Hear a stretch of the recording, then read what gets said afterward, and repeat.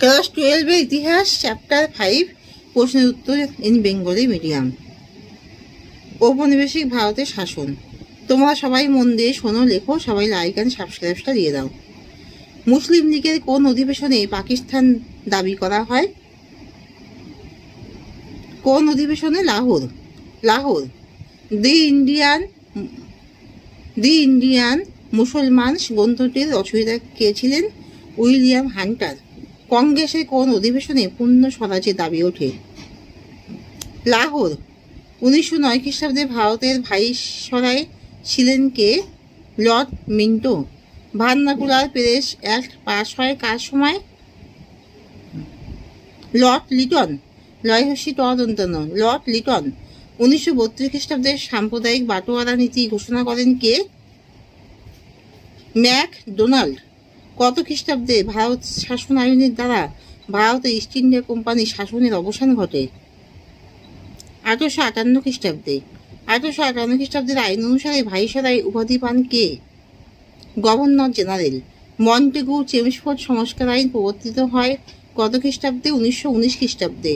Simon commission ভারতে আসেন 1928 খ্রিস্টাব্দে।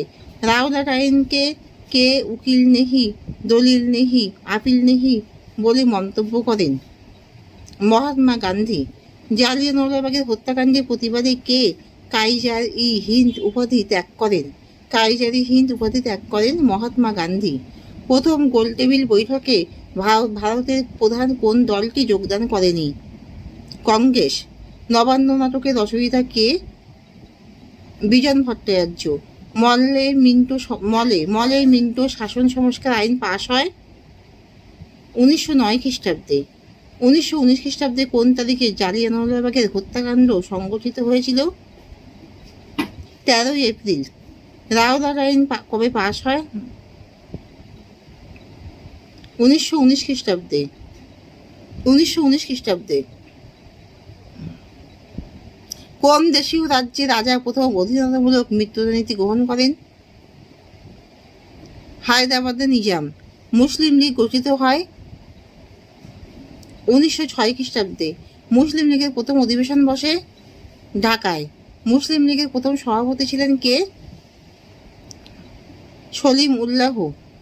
রাওলাট কমিশনের অপর নাম হলো কি? সিটিশন কমিশন। মন্টেগু চেমসফোর্ড আইনের একটি শর্ত লেখো। এই আইনে কেন্দ্র ও প্রাদেশিক সরকারের মধ্যে ক্ষমতা এবং আয় যথাযথভাবে বণ্টিত হয়। গোলটেবিল বৈঠকের পর কি নামে শ্বেতপত্র প্রকাশিত